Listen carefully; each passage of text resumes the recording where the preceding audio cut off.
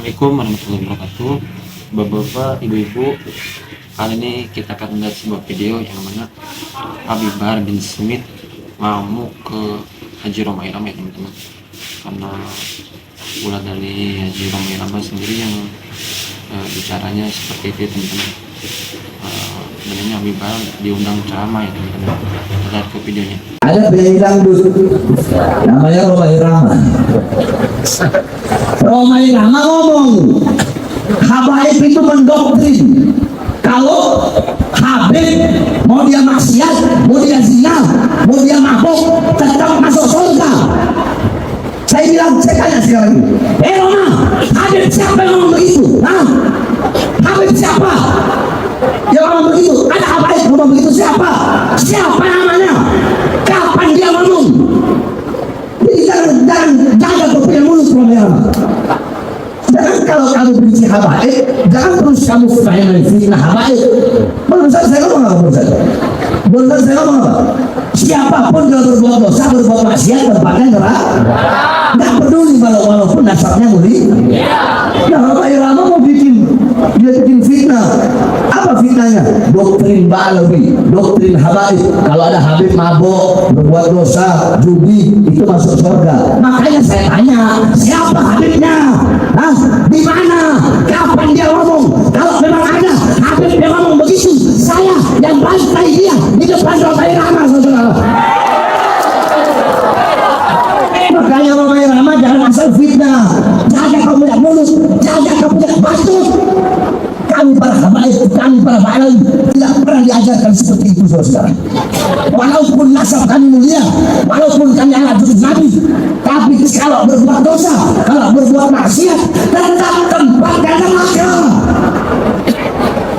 Awas jangan dari dua bau tanah kena fitnah. Betul? Betul? 80 tahun kita di sini ngaji, saudara. Ayo jawab semuanya. Nabi Ibrahim dikhitan umur berapa? Kurang keras, umur berapa? 80 tahun. Nabi Ibrahim dikhitan umur 80 tahun, saudara-saudara. Fakta Nabi Qurun, dan beliau dikhitan menggunakan kapak. Nah, adapun Nabi kita Nabi besar Muhammad sallallahu alaihi wasallam, wulida sallallahu alaihi wasallam makhtunan makhulan maktu as-surrah. Nabi kita Muhammad beliau lahir dalam keadaan sudah dikhitan, dalam keadaan bercelak, dan dalam keadaan tali pusarnya sudah putus. Coba ulangi. Nabi Muhammad lahir dalam keadaan pertama dikhitan, kedua dalam keadaan naon bahasa Sunda sifat ya. Nabi Muhammad lahir beliau udah matanya udah bercelak, beliau lahir tali pusarnya terputus, lahir dalam keadaan bersujud, lahir dalam keadaan bersujud. Saudara-saudara, keadaan seorang hamba paling dekat dengan Allah ketika sedang sholat.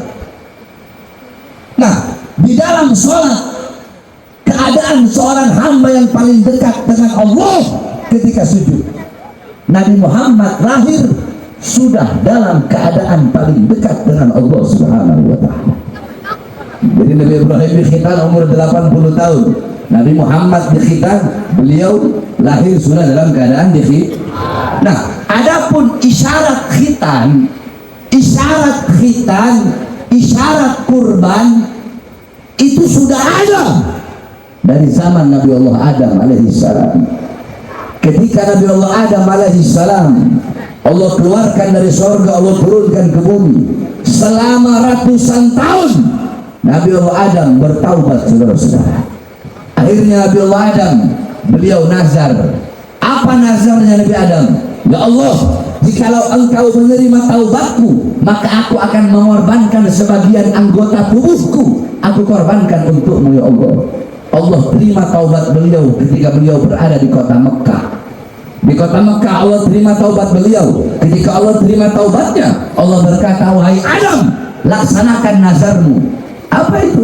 yaitu memotong bagian anggota tubuhmu. Allah perintahkan Nabi Adam untuk memotong kulfah.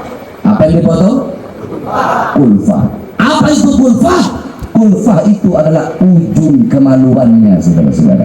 Makanya khitan itu, kita kalau laki-laki yang dikhitan adalah kulfah. Kalau perempuan yang dikhitan adalah badr. Badr sama ujung kemaluan. Jangan, nanti saya ngomong gini langsung dibilang Habib Bahar ngeres, Habib Bahar jorok. Padahal ini ilmu. Terus kalau untuk perempuan hukumnya makruh memotong terlalu banyak. Nggak boleh makruh, bukan nggak boleh, makruh. Hukumnya makruh loh. Kenapa kok hukumnya makruh? Karena kalau perempuan khitan dipotongnya terlalu banyak, itu kata para ulama bisa mengurangi hawa nafsu dan syahwat si perempuan tersebut. Lihat orang bule, lihat orang-orang barat, lihat orang-orang kafir. Mereka sunat nggak perempuannya? Sunat nggak? Makanya jangan heran kenapa nafsu mereka, syahwat mereka besar. Karena mereka nggak disunat. Bosan sama laki sama perempuan, bosan sama perempuan mereka main sama laki, main sama perempuan juga. Bosan sama manusia, main sama binatang. Gak ada puas-puasnya. Kenapa? Karena mereka tidak dikhitan. Makanya itu ingat, kalau bagi perempuan makruh untuk memotong terlalu banyak. Ini biasa-biasa saja. Ini sebaik-baiknya perkara awsatuha. Khairul umur awsatuha. Sebaik-baiknya perkara adalah di pertengahan. Enggak terlalu panjang, enggak terlalu banyak, enggak juga terlalu sedikit. Jadi ketika kita berbicara tentang khitan, maka tidak bisa dipisahkan dengan Nabiullah Ibrahim alaihissalam. Sebagaimana dalam Al-Quran, Allah Subhanahu wa taala berfirman, millata Ibrahim hanifan wa ma kana minal musyrikin. Ajaran Nabiullah Ibrahim, millahnya Nabiullah Ibrahim adalah ajaran yang lurus. Ajaran yang lurus, yang dimana ajaran Nabiullah Ibrahim bukanlah ajaran yang menduakan Allah Subhanahu wa taala. Dalam ayat yang lain Allah Subhanahu wa taala berfirman, makana Ibrahim nasraniyan wala yahudiyan walakin hanifan musliman wa makana minal musyrikin. Bukanlah Nabiullah Ibrahim alaihissalam, bukanlah beliau itu adalah seorang Nasrani, bukan juga Yahudi, bukanlah beliau seorang Yahudi, bukan juga beliau seorang Nasrani, akan tetapi hanifan musliman wa makana minal musyrikin. Nabiullah Ibrahim, beliau adalah ajarannya adalah hanif, ajaran yang lurus, ajaran yang benar, ajaran yang selamat, dan bukanlah ajaran yang menduakan Allah Subhanahu wa taala. Maka intisari daripada khitan, ajarkan kepada anak-anakmu, didik kepada anak-anakmu, kenalkan kepada anak-anakmu siapa itu Nabiullah Ibrahim alaihissalam. Bagaimana cara mengenalkannya? Ambil lubang intisarinya saja. Nabiullah Ibrahim diberi gelar Khalilullah. Apa gelarnya? Khalilullah. Dalam kitab Nashihul Ibad, Al-Imam Ibnu Hajar Al-Asqalani, beliau mengatakan Nabiullah Ibrahim menjadi kekasih Allah, menjadi Khalilullah karena 3 perkara, 3 sebab. Apa itu? Yang pertama, Nabiullah Ibrahim lebih taat kepada perintah Allah, lebih patuh kepada perintah Allah daripada perintah selain Allah Subhanahu wa taala. Beda dengan kita, saudara-saudara. Nabi Ibrahim lebih taat kepada perintah Allah. Ketika Allah Subhanahu wa taala di dalam Nabi Ibrahim di dalam fil manam, di dalam mimpinya yang merupakan ru'yah, mendapatkan ru'yah, Allah perintahkan beliau untuk menyembelih anaknya. Coba kalian bayangkan, Nabiullah Ibrahim di usia tua belum punya anak, saudara-saudara. Belum punya anak. Beliau berdoa kepada Allah agar Allah Subhanahu wa taala memberikan beliau keturunan. Akhirnya Allah berikan keturunan. Fabasyarnahu bi ghulamin halim. Kami berikan kabar gembira kepada Ibrahim. Dengan apa? Dengan seorang pemuda, seorang anak yang baik, seorang anak yang bijaksana, seorang anak yang lemah lembut, seorang anak yang berakhlak bagus, seorang anak yang bagus, yang baik, Siapa? Nabiullah Ismail alaihissalam. Lahir Nabiullah Ismail alaihissalam. Ketika di masa remaja, lagi disayang-sayangnya ini anak, lagi dicinta-cintanya ini anak, tiba-tiba Nabi Ibrahim mendapatkan perintah dalam mimpi yang merupakan ru'yah.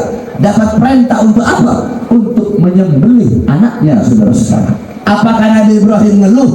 Apakah Nabi Ibrahim bilang, ya Allah, kenapa kau perintahkan saya untuk menyembelih anak saya, sedangkan setelah sekian lama saya nggak punya anak? Apakah Nabi Ibrahim ada ngomong begitu?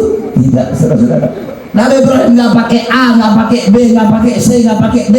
Langsung Nabi Ibrahim datang kepada anaknya Nabiullah Ismail dan berkata, wahai anakku, sesungguhnya aku mendapatkan perintah dari Tuhanku dan Tuhanmu, yaitu Allah, yaitu perintahnya adalah menyembelihmu. Seorang ayah yang taat kepada Allah. Lantas apa jawaban seorang anak yang patuh dan taat kepada Allah? Apakah Nabi Ismail berkata, wahai ayah, kenapa kau menyembelihku? Aku anakmu. Apakah kau tega menyembelihku? Apakah itu jawaban Nabi Ismail? Tidak, saudara-saudara. Seorang anak yang patuh, seorang anak yang taat kepada Allah, apa jawaban beliau? Wahai ayahku, jikalau itu adalah perintah Allah, maka lakukan, maka laksanakan. Jangan ada keraguan di dalam hatimu untuk melaksanakan perintah dari Allah Subhanahu wa Ta'ala.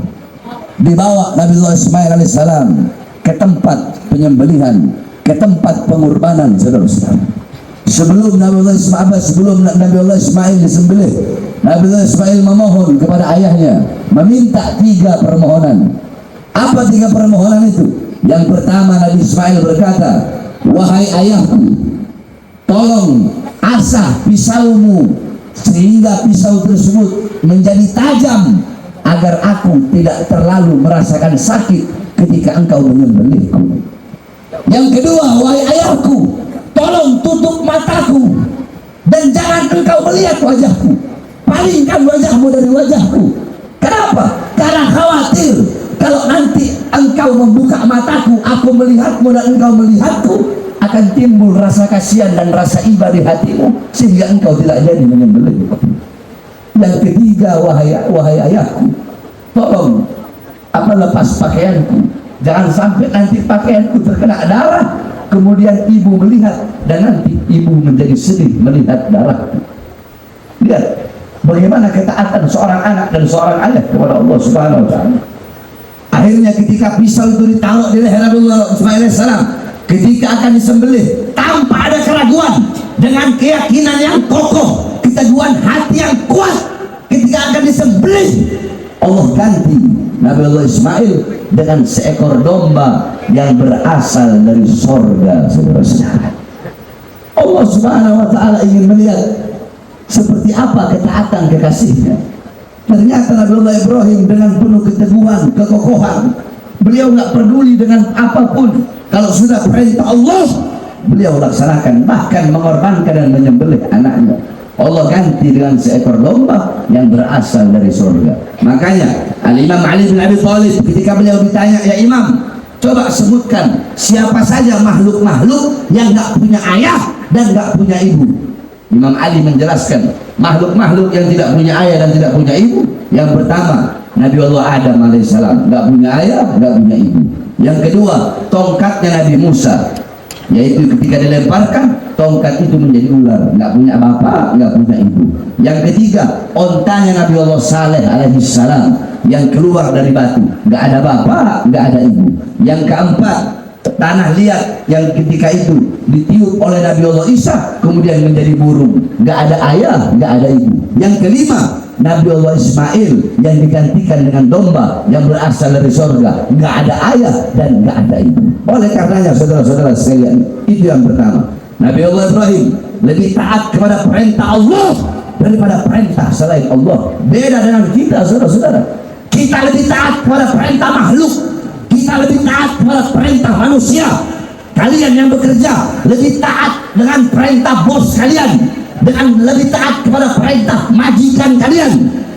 Di masjid-masjid, musola-musola terdengar panggilan sholat, panggilan Allah, tetapi kalian abaikan panggilan Allah dan lebih memilih panggilan-panggilan manusia, lebih memilih panggilan dagangan kalian, pekerjaan kalian, harta kalian, rupiah kalian, pangkat kalian, jabatan kalian, kalian lebih mementingkan perut kalian daripada panggilan Allah Subhanahu wa taala.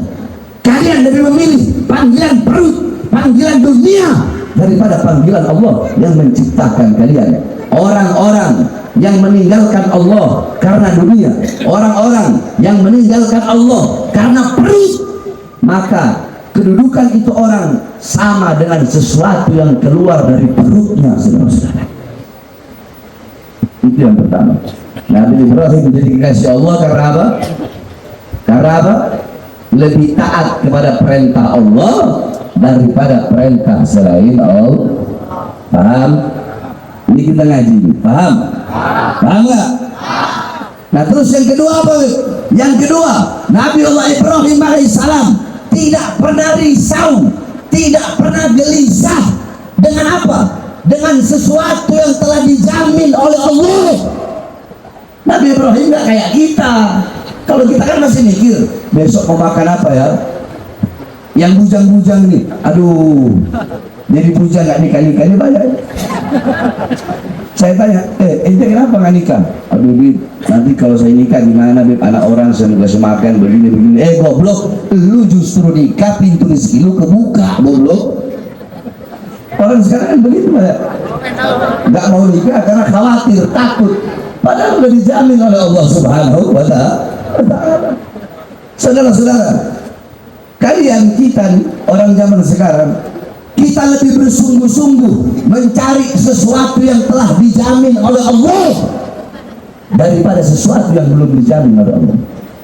Saya tanya, rizki dijamin nggak sama Allah? Jawab yang keras, dijamin nggak? Dijamin nggak? Surga itu udah dapat jaminan surga. Udah dapat jaminan surga. Dapat jaminan surga. Nah, coba kita pikirkan pakai otak. Kenapa kita lebih bersungguh-sungguh mencari sesuatu yang sudah dijamin daripada sesuatu yang belum bisa dijamin? Ibarat kata ini pulpen nih, pulpen. Ini pulpen ada di luar begini. Ini siwak ada di kantong. Yang kalian cari yang mana? Yang belum dikantongin atau yang di luar? Yang udah dikantongin atau belum dikantongin? Yang belum dikantongin yang dicari, bukan yang udah dikantongin, betul? Nah kalau kalian kan enggak, kalian lebih bersungguh-sungguh dalam urusan dunia, harta, nyari uang pagi, siang, sore, malam, sehingga kalian meninggalkan Allah, mengabaikan panggilan Allah, lebih bersungguh-sungguh mencari sesuatu yang telah dijamin daripada sesuatu yang belum dijamin, yaitu surga, saudara-saudara. Saudara-saudara, kita semua lebih dijamin rezekinya oleh Allah Subhanahu wa taala. Maka jangan kalian risau, hilangkan kerisauan dalam hati kalian akan sesuatu yang telah dijamin, tapi pikirkan sesuatu yang belum dijamin. Apa itu? Surga. Takutlah kepada Allah. Saudara-saudara, kalian, saya, terus Asep, Jalil, sama Edo, saya berempat mancing di laut. Perahunya sama, jorannya sama, kailnya sama, umpannya sama, lautnya sama. Dapat ikannya sama nggak? Saya dapat 5, Jalil dapat 3, Asep dapat 2, Edo dapat 1. Padahal semuanya sama. Benar nggak? Itulah rezeki. Kalau Allah sudah bilang rezeki kamu hari ini 1 juta, walaupun hari itu engkau nggak keluar rumah, maka rezeki yang kau dapat 1 juta. Hari ini rezekimu 10.000, walaupun dari pagi sampai pagi kamu cari uang, tetap yang kamu dapat 10.000. Bukan berarti nggak kerja, bukan, tetap ikhtiar. Tapi jangan terlalu bersungguh-sungguh. Bersungguh-sungguhlah dalam urusan akhirat, dalam urusan surga, yang dimana kita belum dijamin oleh Allah Subhanahu wa taala. Kita belum dijamin surga, saudara-saudara, betul? Maka takutlah kepada Allah Subhanahu. Al-Imam Ali Zainal Abidin, Al-Imam Ali Zainal Abidin, cucunya Rasulullah Sallallahu Alaihi Wasallam. Oke teman-teman, bapak ibu-ibu, itu dia tadi ceramah dari Habib Bahar bin Smith, yang mana beliau diundang, alhamdulillah ceramah di, nggak tahu di daerah mana teman-teman, yang intinya Habib Bahar mengingatkan Haji Roma Irama ya teman-teman, yang bicaranya seperti itu ya teman-teman, yang selalu mencari kesalahan dari para Habib ya teman-teman, dan itu sangat tidak baik ya teman-teman. Dan di sini Habib Bahar angkat bicara ya teman-teman. Dan tadi ceramah Habib Bahar tentang Idul Adha dan hitan ya teman-teman, dan mohon disimak ya teman-teman, karena itu ilmu semua daging ya teman-teman. Ya intinya semoga cepat selesai masalah ini ya teman-teman, masalah polemik nasab ini teman-teman. Kita sama-sama bersatu menyebarkan ajaran agama Islam ya teman-teman. Intinya yang harus kita ini ya, itu mereka yang belum bisa melaksanakan ajaran Islam ya teman-teman. Oke teman-teman, itu aja video yang kali ini dibuat ya teman-teman, semoga ada manfaatnya, semoga teman-teman sehat selalu dan semoga ada manfaat seperti itu. Terima kasih. Assalamualaikum warahmatullahi wabarakatuh.